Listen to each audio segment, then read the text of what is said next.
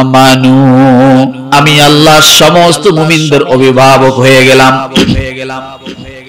এরপর রব্বুল আলামিন বলেন কিভাবে অভিভাবক হলাম, কেমন করে তার প্রমাণটা কি?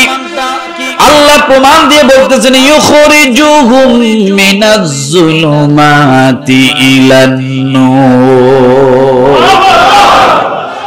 আল্লাহ বলেন আমি তাদেরকে অন্ধকার থেকে আলোর দিকে নিয়ে আসি। কে অন্ধকার থেকে আলোর দিকে নেয়? জোরে বলেন, মাথা উঁচু করেন। ইউখরিজুহুম মিনাজ যুলুমাতি ইলান নূর, আমি আল্লাহ অন্ধকার থেকে আলোর দিকে নিয়ে আসি। আল্লাহ বরাবর সব সময় বান্দাদেরকে অন্ধকার থেকে আলোর দিকে নিয়ে আসে। এটা আল্লাহর কাজ। কার কাজ? এখানে আল্লাহ সরাসরি নিজে বলছেন আমি অন্ধকার থেকে আলোর দিকে তাদেরকে কি করি। আবার রব্বুল আলামিন বলেন বান্দা যখন আমি আল্লাহকে আল্লাহ থেকে যখন বান্দা নিরাশ হয়ে যাবে, হঠাৎ যদি বান্দা সর্বপ্রথম সামনে যদি বান্দা অন্ধকার থেকে আলোর পথে আসতে চায়, আমি আল্লাহ তাআলা কোন ম্যানুয়ালে কোন প্রেসক্রিপশনে বান্দা আমার অন্ধকার থেকে আলোর পথে আসবে, আমি আল্লাহ সেটাও দিয়ে দিলাম। কিতাবুন আনজালনাহু ইলাইকা লিতুখরিজান নাসা মিনাজ যুলুমাতি ইলান নূর। দুইটা জিনিস বোঝেন। একটা আল্লাহ সরাসরি বান্দাকে অন্ধকার থেকে, আরেকটা হলো বান্দা যদি কোরআনের মাধ্যমে, যদি মানুষ কোরআনের মাধ্যমে আলো চায়, আল্লাহ বলে আমি কোরআনের মাধ্যমে মানুষকে অন্ধকার থেকে আলোর পথে নিয়ে আসি। মাধ্যম কয়টা? একটা আল্লাহ সরাসরি, আরেকটা কি? ও মুসলমান, যেমন ওই যে বলেছিলাম উমর রাদিয়াল্লাহু তাআলা আনহু, তাকে আল্লাহ সরাসরি অন্ধকার থেকে আলোর দিকে নিয়ে গেছেন। আল্লাহ নবী শুধু দোয়া করেছিলেন রব্বুল আলামিন এই মুহূর্তে ইসলামের জন্য একজন উমরের দরকার। কিন্তু রাসূল যখন দোয়া করেন, রাসূলের হৃদয়টা ওই উমর রাদিয়াল্লাহু তাআলা আনহুর দিকে ঝুঁকেছিল, টার্গেট করেছিল। তখন উমর ছিল দুইজন, আবু জেহেল একজন, উমর ইবনুল খাত্তাব হলো একজন। আল্লাহ নবী দোয়া করার সঙ্গে সঙ্গে রব্বুল আলামিন ডাক দিয়ে বলে হাবিব, আপনি দোয়া করেছেন মন থেকে, মুখ দিয়ে আমি আল্লাহর দরবারে হাত উঁচু করেছেন আসমানের দিকে, কিন্তু আমি দেখতে পেয়েছি আপনার মনটা কেন যেন উমরকে টেনেছিল। যখন উমরকে মনটা টেনেছিল, আমি আল্লাহ উমরকে আপনার সাথী বানায় দিলাম। তাহলে আল্লাহর কাজ হলো সবসময় মানুষকে অন্ধকার থেকে আলোর দিকে নেয়। এবার দেখেন শয়তানের কাজ কি। রব্বুল আলামিন ডাক দিয়ে বলেন ওয়াল্লাযীনা কাফারু আউলিয়াউহুমুত তাগুতু ইউখরিজুনাহুম মিনান নূরি ইলাজ যুলুমাত।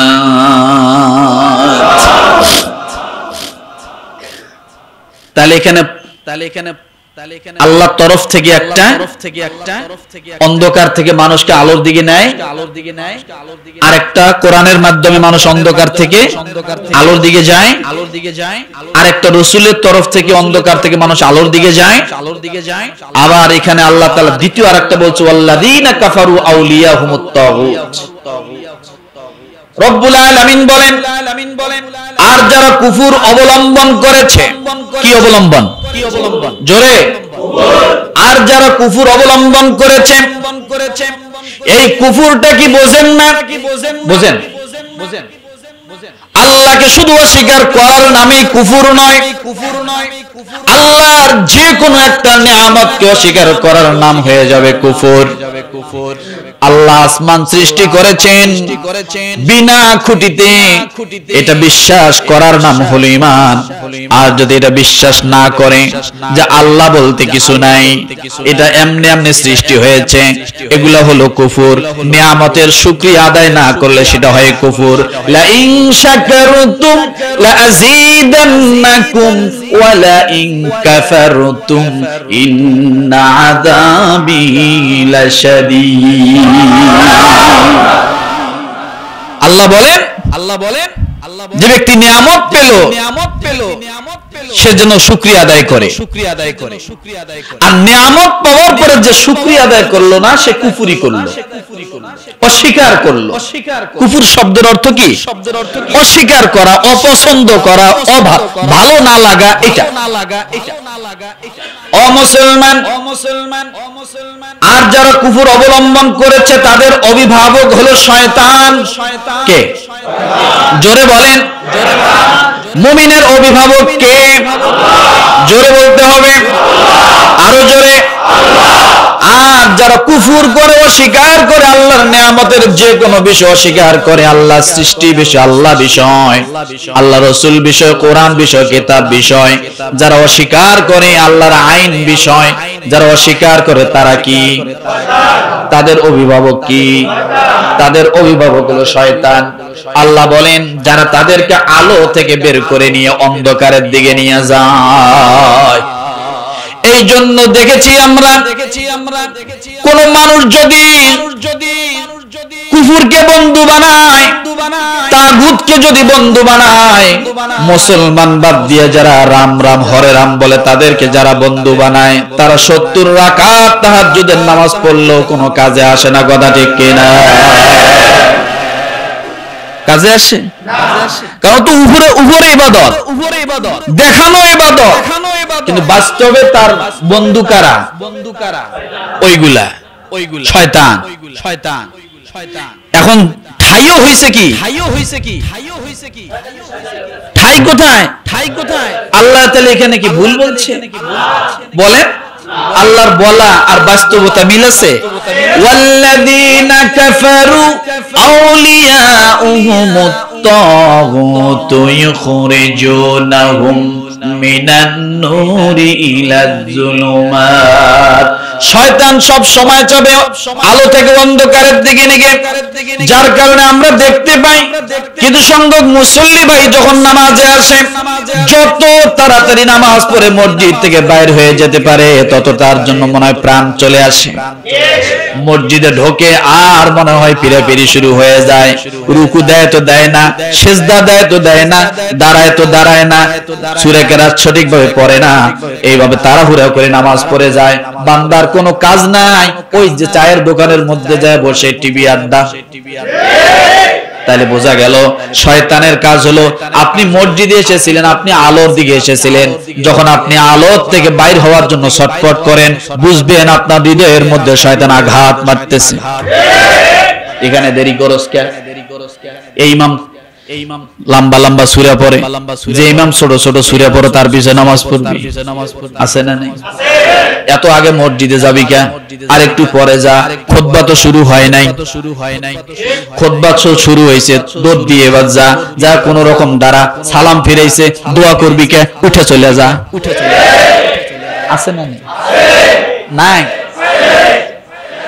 তাহলে আল্লাহ বলেছে শয়তান সব সময় মানুষকে আলো থেকে অন্ধকারের দিকে নেয়। আর আল্লাহ বলে আমি সব সময় মানুষকে অন্ধকার থেকে আলোর দিকে নেই। ও মুসলমান, এই জন্য রব্বুল আলামিন আরেক জায়গায় বলেন সূরা মাইদা আয়াত নাম্বার 51, আল্লাহ বলে তোমরা যদি আলোর দিকে চাও, তোমরা যদি অন্ধকারের দিকে না যেতে চাও, তাহলে তোমরা দুনিয়ার জমিনে আপাতত একটা কাজ করো, সেটা হলো কি, তোমরা কখনো ইহুদি নাসরাদেরকে, বেদিনদেরকে তোমরা কখনো বন্ধু বানায়ো না। কি বানায়ো না? রব্বুল আলামিন বলেন ইয়া আইয়ুহাল্লাযীনা আমানু লা তাত্তাখিযুল ইয়াহুদা ওয়ান নাসারা আউলিয়া। আল্লাহ বলে হে মুমিনগণ, ইহুদি এবং খ্রিস্টানদেরকে বন্ধু রূপে গ্রহণ করো না। তারা নিজেরাই একে অন্যের বন্ধু, তারা কোনোদিন মুসলমানের বন্ধু হতে পারে না। কথা বলেন না কেন? তারা কোনোদিন মুসলমানের বন্ধু হতে পারে না। ও মুসলমান, আল্লাহ ইমানদার বলে একটা ডাক দিয়েছেন। হে ইমানদারগণ, আল্লাহ এই ডাক দ্বারা আপনাকে সতর্ক বুঝাচ্ছে। বেটারে, আমরা যেমন বলি ভাতিজা, ও বেটা, ও ছেলে, এই কাজ করিও না, বিপদ হতে পারে, এটা না করাই ভালো। এই যে সতর্কতামূলক একটা ডাক দেই, ওই ডাকের মধ্যে একটা মায়া ডাক আছে না নাই? রব্বুল আলামিন বলেন, ইয়া আইয়ুহাল্লাযীনা আমানু লা তাত্তাখিযুল ইয়াহুদা ওয়ান নাসারা আউলিয়া। আল্লাহ বলে, ইহুদি খ্রিস্টানদেরকে তোমরা কখনো বন্ধু রূপে গ্রহণ করো না। কেন করবে না? তোমরা যতই বন্ধু হতে যাবে, তোমাদের স্বার্থ ছাড়া তারা কি, তাদের স্বার্থ ছাড়া কিছুই বুঝবে না। যার কারণে দেখি ফারাক্কাবাদ এত বছর পর্যন্ত মিছিল করা হচ্ছে, কিন্তু বন্ধ হয় না, খুলেও দেয় না। পানি যখন লাগে না, তখন পানি ছেড়ে দিয়া মুসলমানদেরকে মারার চেষ্টা করে। এদেশ থেকে সব নিল, আমাদেরকে তারা কিছুই দেয় না। পেঁয়াজের বড়াই দেখায়, নিজেদের পেঁয়াজ এখন পুষে ফেলাইতেছে। আছে না? নাকি মিথ্যে বললাম?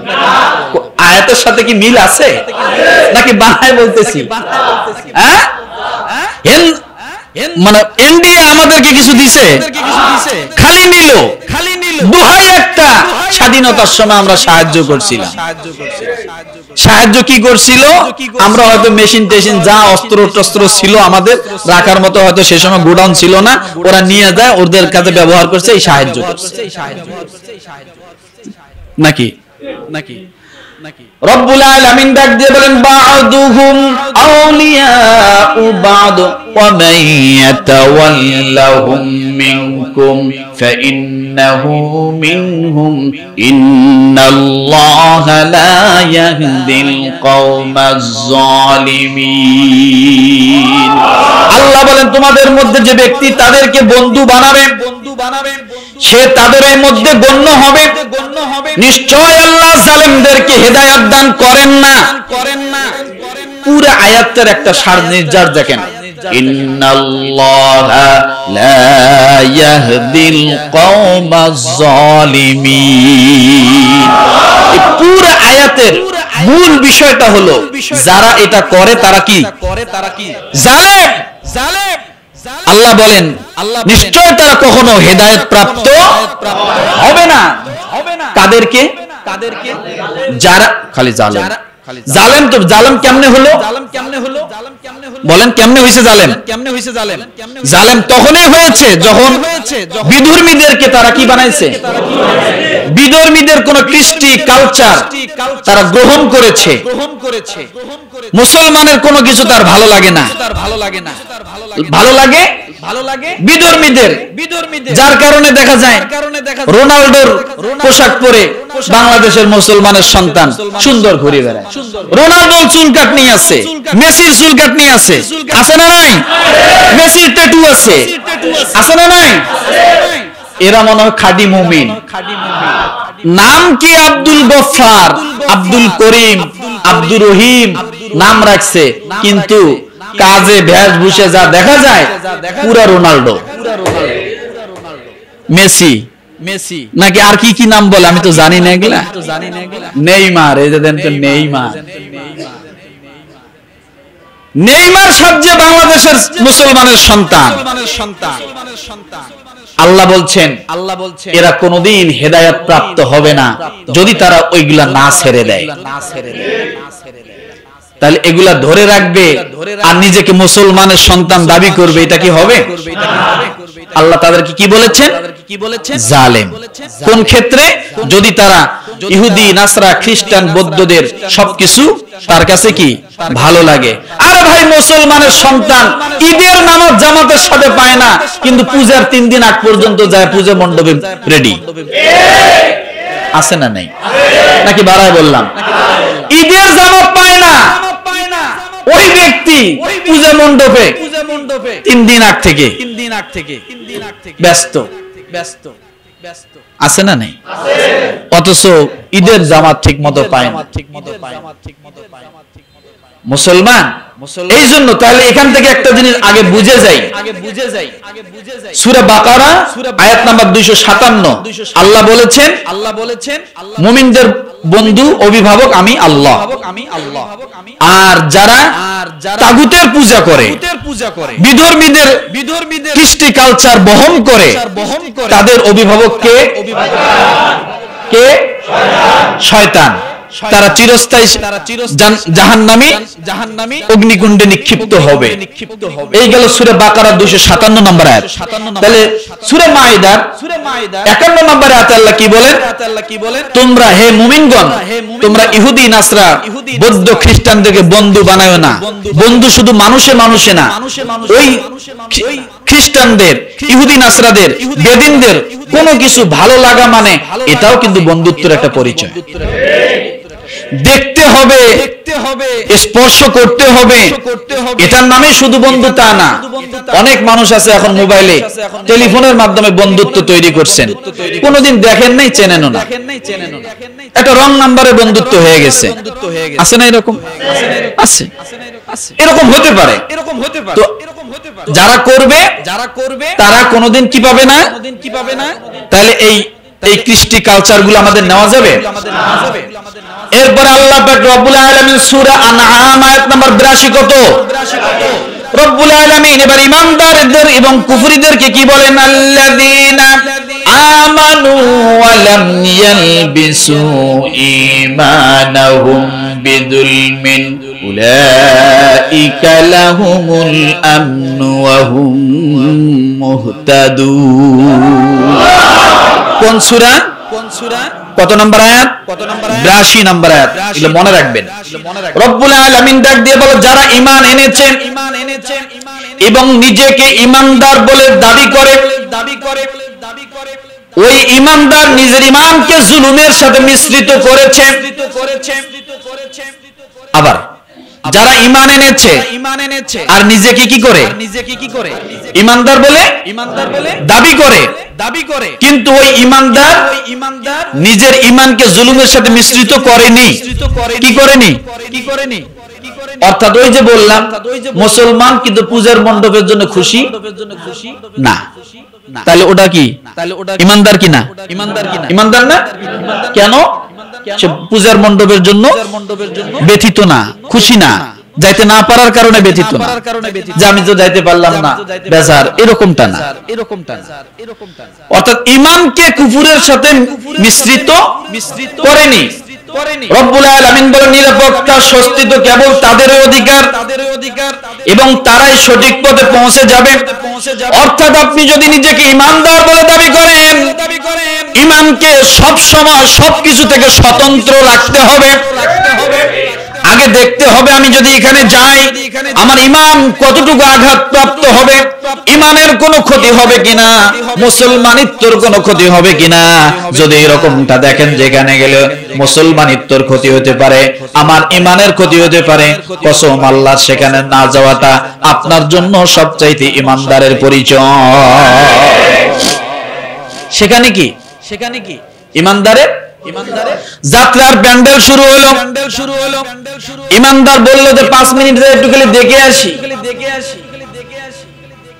আপনি যে ওখানে যাবেন, যে ডুবি তবলা, খেঞ্জুরি, বেঞ্জো, হারমোনিয়াম, 3 পিস, কঙ্গো, শান্ত, অ্যাকোস্টিক জাম, ফাইট জাম, বিগ জাম, যত কিছু আছে, যখন এগুলা বাজানো শুরু করবে আপনার ঈমান যে বক্ষের ভিতরে আছে দেখবেন সেখানে ডুগডুগি বাজতেছে। বাজে কি বাজে না? দেখবেন কোন সময় ঈমান চলে গেছে, ডুগডুগির সঙ্গে আপনি তাল মিলিয়ে দিয়েছেন, মাথা ঝোকায়।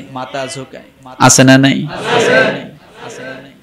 কারণ ডুগডুগি এমন এক জিনিস যখন সামনে বাজানো হয় 80 বছরের বুড়াও ভুলে যায় যে আমি আমার বয়স 80 বছর। কথা ঠিক কিনা? মাথা ঝোকায় আর গান গায়। আছে না নাই? আছে না? ডুগডুগি এমন এক জিনিস ডুগডুগি সামনে পড়লে 80 বছরের বয়সের বুড়াও কি হয়, জুয়ান হয়ে যায়, দেওয়ানা হয়ে যায় না, আল্লাহ মাফ করুন, নাউজুবিল্লাহ। তাহলে ইমানদার যে হবে তার ইমান সব সময় স্বতন্ত্র রাখবে, সে সব সময় যাচাই করবে যে আমি যে এখানে যাব আমার ইমান থাকবে কি থাকবে না। কারণ আমি সারা বছর ইবাদত করলাম, সারা বছর আমি আল্লাহর হুকুম পালন করলাম, কিন্তু 31st নাইট আসলো আর ঘরের মধ্যে কোন রকম ভাবে ঘরোয়া ভাবে একটু রান্না বান্না ভালো করে করে কেক টেক কাইটা আমরা একটু ঘরের ভিতরে চাপ দেওয়ালে কোন রকম একটু 31st নাইট আমরা উদযাপন করতেছি, এটার তো কোনো দোষ নাই, আছে না? মুফতি সাহেবরা ফতোয়া দিয়ে দিল, দেখেন কত বড় বড় মুফতি সাহেব আমার সামনে, চিন্তা করছেন ফতোয়া হয়ে গেছে গা না? ওরে ভাই মিষ্টি 1 কেজিও যা মিষ্টি, মিষ্টি 1/2 কেজিও তাই মিষ্টি, আছে না? মিষ্টি তো মিষ্টি, যেখানে নেবেন সেখানেই মিষ্টি, চিনি যেখানে লাগাবেন সেখানেই মিষ্টি, কথা ঠিক কিনা? 1 পোয়া জায়গায় লাগান আর 100 গ্রাম লাগান, কম করে লাগান আর বেশি করে লাগান, মিষ্টি মিষ্টি। খারাপ খারাপে ওই ঢাকার স্টেডিয়ামে হলে সেটা খারাপ, আপনার ঘরের 4 দেওয়ালের ভিতরে হলে ওটা খারাপ হবে না, জায়েজ হয়ে যাবে, এটা কোনোদিনও হতে পারে না। ইয়ারফোনে গান শুনলে গুনাহ কম, ব্যাক সাইডে বেশি নাকি? বোঝেন নাই মনে হয়? গান শোনা গুনাহ সমানই, ইয়ারফোনে কি আর ব্যাক সাইডে কি, শোনার গুনাহটা সমান, কিন্তু জোরে বাজানোর ক্ষেত্রে যে আয়োজনটা বড় করেছে এই আয়োজনের গুনাহটা আরো বড়। কথাটা বুঝাতে পারছি? আয়োজনের গুনাহটা বড়। এই জন্য রব্বুল আলামিনের হাবিব আবু দাউদ শরীফের 4031 নম্বর হাদিসে বলেন, عن ابن عمر رضي الله تعالى عنه قال قال رسول الله صلى الله عليه وسلم, নবীজি বলেন যে ব্যক্তি বেজাতি বিধর্মীদের সদৃশ্য অবলম্বন করে সে তাদের দলভুক্ত হয়ে যাবে, নাউজুবিল্লাহ।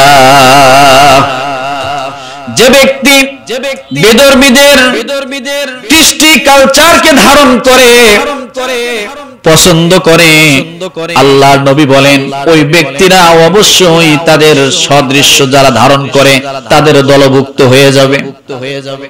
এবার বোঝেন, আপনার যদি একজন আলেমের সাথে মহাব্বত থাকে কিয়ামত হবে কার সঙ্গে? আপনার যদি একজন গায়কের সাথে মহাব্বত থাকে কিয়ামত হবে কার সঙ্গে? আলমারউ মা মান আহাব্বা, যার সাথে যার মহাব্বত, রব্বুল আলামিনের হাবিব বলেন তার সাথেই হবে তার কিয়ামত। আপনি যেমন চলতেছেন দুনিয়ায়, আপনি যেমন চলেন আখিরাতে ওই রকমই চলবেন, আল্লাহ ওইভাবে আপনাকে উঠাবে। তাহলে সতর্ক হয়ে যাই, আমরা যখন কোন কৃষ্টি কালচার দেখব আমরা এটাকে শুধু আনন্দ উপভোগ করে সেটাকে ক্ষান্ত হব না, আমার ঈমানটাকে যাচাই করতে হবে, কথা ঠিক কিনা? তাহলে 31st নাইট এতটুকু যা শুনলাম পালন করা, 31st নাইট এটা কোন নবী থেকে আসছে? কথা বলেন, কোন সাহাবী থেকে আসছে? কোন তাবিঈ থেকে আসছে? কোন বড় বুজুর্গ, অনেক বড় ওলি না, এই 31st নাইট এগুলা হলো রোমানদের তৈরি। কাদের তৈরি? বর্ষপুঞ্জি, বর্ষ উপলক্ষে বর্ষ উদযাপন, এগুলা পৃথিবী শুরু থেকেই ছিল। কখন থেকে? শুরু থেকেই ছিল। মূল্যায়ন দেওয়ার জন্য দুনিয়া সৃষ্টির আগে, মানুষ সৃষ্টির আগে, দুনিয়া সৃষ্টির আগে আল্লাহ সময়কে গুরুত্ব দেওয়ার জন্য আল্লাহ সময় নির্ধারণ করে দিয়েছেন। বলেন সুবহানাল্লাহ। ইন্না ইদ্দাতাশ শুহুরি ইনদাল্লাহি 12 শাহরান ফি কিতাবিল্লাহি ইয়াওমা খালাকাস সামাওয়াতি ওয়াল আরদা মিনহা আরবাআতুন হুরুম। মানুষ সৃষ্টি করার আগে দুনিয়া, বুঝেন, দুনিয়া সৃষ্টি করার আগে সময়, সুবহানাল্লাহ, সময়ের গুরুত্ব আল্লাহর কাছে কত। আল্লাহ দুনিয়া সৃষ্টি করবে জানে, এই জন্য দুনিয়া সৃষ্টি করবে, আর এই দুনিয়ায় সময় থাকবে না, সময়ের গুরুত্ব থাকবে না, এটা হয় না। আল্লাহ সূরা তাওবা এর জন্য বললেন, আমি আল্লাহ তাআলা দুনিয়া সৃষ্টি করার আগ থেকে আমি আল্লাহ সময়কে নির্ধারণ করে দিয়েছি। 12 মাস নির্ধারণ করে দিয়েছি। কয় মাস? জোরে বলেন। 12 মাস নির্ধারণ করে দিয়েছি। যেমন রাসূলুল্লাহ সাল্লাল্লাহু আলাইহি ওয়াসাল্লামকে প্রশ্ন করা হয়েছিল, নবীজি চাঁদ কমে কেন, বাড়ে কেন? চাঁদের ক্রমবর্ধমান কেন? সূর্য কমেও না বাড়েও না, চাঁদ কমে কেন, বাড়ে কেন? মুশরিকরা সাহাবায়ে কেরাম সকলে মিলে তখন প্রশ্ন করলেন, ইয়া রাসূলুল্লাহ, এটা কেন হয়? তখন নবীজির কাছে আল্লাহ তাআলা সঙ্গে সঙ্গে আয়াত নাযিল করে দিলেন, ইয়াসআলুনাকা আনিল আহিল্লা কুল হিয়া মাওয়াকিতু লিন্নাস। আল্লাহ বলেন, চাঁদের ক্রমবর্ধমানের জন্য, রাত দিন বছর গণনার জন্য আমি আল্লাহ তাআলা চিরস্থায়ী একটা ক্যালেন্ডার নির্মাণ করে দিয়েছি। চিরস্থায়ী ক্যালেন্ডার। আগের মানুষ চাঁদ দেখলে বুঝতে পারতো চাঁদের কয়দিন যায়, তাই না? সূর্য দেখলে বুঝতে পারতো সময় এখন কত। লাশ-শামসু ইয়ানবাগি লাহা আন তুদরিকাল কমারা ওয়ালাল লাইলু সাবিকুন নাহার ওয়া কুল্লুন ফি ফালাকি ইয়াসবাহুন। সঠিক জ্ঞানী হইবে যাহারা, আপন মনে বুঝিবে তাহারা, রাত্র পারে না আগে যাইবার, দিনের স্থান করিতে অধিকার। সূর্য বাদে না চন্দ্রের গায়েতে, চন্দ্র পারে না সূর্যকে ধরিতে, যার যে স্থান বহাল রাখিয়া ভ্রমণ করিতেছে আল্লাহকে ধরিয়া। এগুলো সব কিছু আল্লাহর হুকুম পালন করে মানুষের খেদমতের জন্য। সুবহানাল্লাহ। কার হুকুম পালন করে? আল্লাহর হুকুম পালন করে মানুষের খেদমতের জন্য। তাহলে বোঝা গেল যে 12টা মাস আল্লাহ দুনিয়া সৃষ্টির দিন থেকে আগে নির্ধারণ করেছেন। বুঝেন কেন? মানুষের জন্য। কি কারণ? সময়ের গুরুত্ব বোঝানোর জন্য। রব্বুল আলামিন আরেক জায়গায় সময়ের গুরুত্ব বোঝাতে যে একটা সূরা নাজিল করেছেন, সুবহানাল্লাহ। ওয়াল আসর ইন্নাল ইনসানা লাফি খুসর ইল্লাল্লাযীনা আমানু ওয়া আমিলুস সালিহাতি ওয়া তাওয়াসাউ বিল হক ওয়া তাওয়াসাউ বিস সাবর। রব্বুল আলামিন সময়ের গুরুত্ব বুঝাইতে যাইয়া আল্লাহ আসরের কসম করলেন। কিসের কসম? আমি অনেক আগে বুঝাইছিলাম কসম কেমন জিনিস। আপনি কোরআনকে বেশি ভালোবাসেন, এই জন্য আমরা না বুঝে কোরআনের কসম করে ফেলি। কোরআন আমাদের কাছে গুরুত্বপূর্ণ, কিন্তু না বুঝে কসম করি। মসজিদ আল্লাহর ঘর সবচেয়ে গুরুত্বপূর্ণ আমাদের কাছে, যার কারণে কোনো কিছু চুরি হয়ে গেলে কাউকে সন্দেহ হলে বলো চলো মসজিদে যাই। কেন? মসজিদ আমাদের কাছে, মুসলমানের কাছে গুরুত্বপূর্ণ, যদিও এটা ঠিক না, কিন্তু রব্বুল আলামিনের কাছে সময় কত গুরুত্বপূর্ণ আল্লাহ বুঝাইতে যায়া সময়ের কসম করে মানুষকে বুঝাইলেন। ওয়াল আসর। তাহলে সময়ের গুরুত্ব আছে না? কথা বলেন ও মুসলমান। এই 31st নাইট এইভাবে ক্রমান্বয়ে চলে আসবে বিভিন্ন ক্যালেন্ডারে। জানুস দেবতা, কি নাম? জানুস। জানুস একটা দেবতার নাম। এই দেবতার নামে প্রতি বছর এইভাবে উৎসর্গ করত। এই দেবতার দুইটা মুখ। কয়টা? কয়টা মুখ? দুইটা মুখ। একটা অতীতকে দেখে, একটা ভবিষ্যৎকে দেখে, এটা তারা বিশ্বাস করত। একটা অতীতের সব গ্লানি মুছে দিবে, একটা ভবিষ্যৎ সব গ্লানি মুছে দিবে। আরেক জায়গায় দেওয়া আছে যে এক হাতে একটা ছড়ি আর এক হাতে একটা চাবি, অর্থাৎ এই জানুস দেবতাকে যারা মানবে তারা জান্নাতের চাবি পাবে, যারা মানবে না তারা জান্নাতের চাবি পাবে না। এইটা তারা বুঝাইতে যায়। এই জানুস দেবতার নামে তারা এরকম একটা দিন উদযাপন করে, এই জানুয়ারির পহেলা তারিখ, 31st নাইট। এই যুগে ভালো করে বোঝেন, হাজার হাজার ক্যালেন্ডার ছিল। বাংলাদেশে প্রায় 30টা সন। কয়টা? 30টা সন। আমরা তো জানি দুই তিনটা। বিভিন্ন রাজা বাদশারা যখন যে আসছিল তখন তারা বিভিন্ন ভাবে পরিবর্তন করছে। কি করছে বলেন? তারা পরিবর্তন করছে। নতুন বছরকে উৎসবের বরণ করে নেওয়ার জন্য রীতি, এটা অনেক আগে থেকেই ছিল। পৃথিবীর প্রাচীনতম সর্বজনীন উৎসবগুলোর অন্যতম এই নববৎসর উদযাপন। কিন্তু এটা উৎপত্তি হয়েছে রোমানদের থেকে। কোথা থেকে বলেন? রোমানদের থেকে, প্রায় 5000 বছর আগে। এরপরে বলা হয়েছে যে প্রাচীন বেবিলিয়ন যেদিন প্রাচীন বেবিলিয়ন তারা যখন দেখলো যে দিন এবং রাত সমান সমান হয়, যে দিনটাতে ওই দিনের পরের দিনটা তার নতুন বছর উদযাপন করত। আমাদেরও তো একটা এরকম ছিল না? সমান সমান দিন যতটুক সময় রাত কি অতটুক সময়। এই সময়টা যেদিন আসে তার পরের দিনটা তারা এরকম নববৎসর উদযাপন করত। কিন্তু তাদের উদযাপন ছিল 11 দিন ব্যাপী। কতদিন ব্যাপী? 11 দিন ব্যাপী। রোমানরা এই দিনটাকে ওই জানুস দেবতার নামে অনুসরণ করে এই দিনটা পালন করত, যাকে সময়ের দেবতা মানা হয়। কিসের দেবতা? জোরে মাথা উঁচু করেন। সময়ের দেবতা মানা হয়।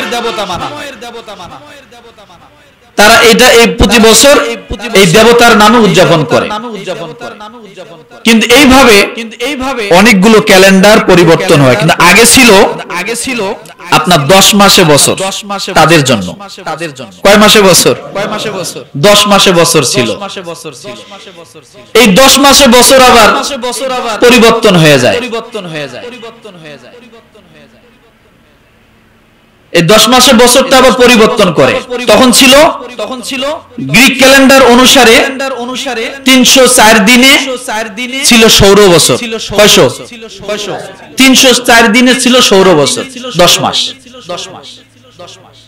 কিন্তু খ্রিস্টপূর্ব 793 অব্দে আরো 60 দিন যুক্ত করে 364 দিনে বছর করা হয়। কিন্তু এই 60 দিন যে যোগ করা হলো, কোনো নাম দেওয়া হয়েছিল না, মাসের কোনো নাম দেওয়া ছিল না। মাঝখানে এমনি 60 দিন লম্বায় চলে যেত। এরপরে নতুন করে যোগ হলো জানুয়ারি, ফেব্রুয়ারি। কি যোগ হলো? এই জানুয়ারি এবং ফেব্রুয়ারি যোগ করার কারণে এবার মাস পাইলো কয়টা?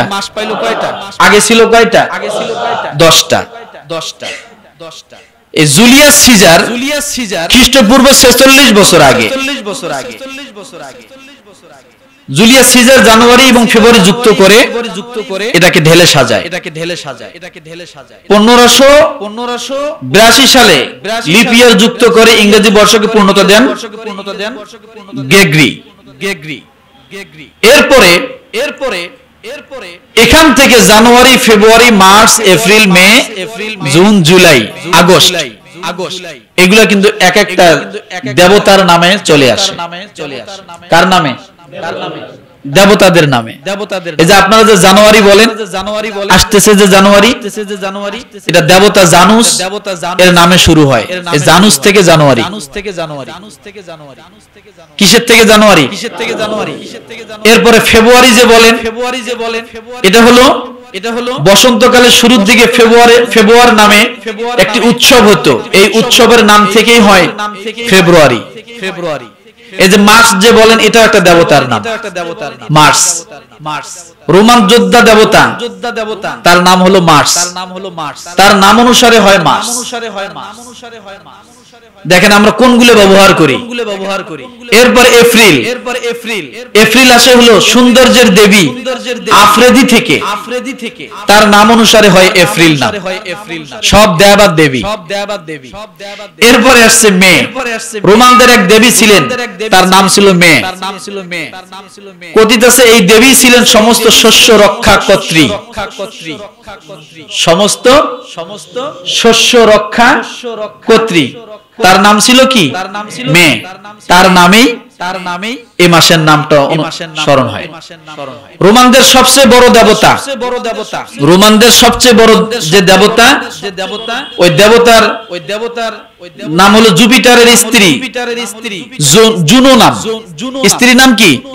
জুনো। রোমানদের মতে তিনি বিয়ের দেবী। জুনো থেকে আসে জুন মাসের নাম। এরপরে জুলাই। রোমান ক্যালেন্ডার প্রবর্তক জুলিয়াস সিজারের নাম অনুসারে জুলাই মাসের নাম আসে। এরপরে আসে আগস্ট। জুলিয়াস সিজারের একমাত্র উত্তরাধিকারী, তার নাম ছিল অগাস্ট সিজার। কি নাম ছিল? August Caesar. ওই অগাস্ট সিজারের নামে আসে আগস্ট। এরপরে সেপ্টেম্বর। এই সেপ্টেম্বর, অক্টোবর, নভেম্বর, ডিসেম্বর, এটাকে তারা সংখ্যার দিকে আবার নিয়ে আসছে। তারা সেপ্টেম্বরকে সপ্তম মনে করত, এই জন্য এটার নাম। ওই যে 10 মাস যখন বছর ছিল, তখন এই সেপ্টেম্বর 10 মাসে পড়তো, সেপ্টেম্বরটা সপ্তম মাসে পড়তো। সেই ক্ষেত্রে নাম ছিল কি? সেপ্টেম্বর। অক্টোবর এটা অষ্টম মাসে পড়তো।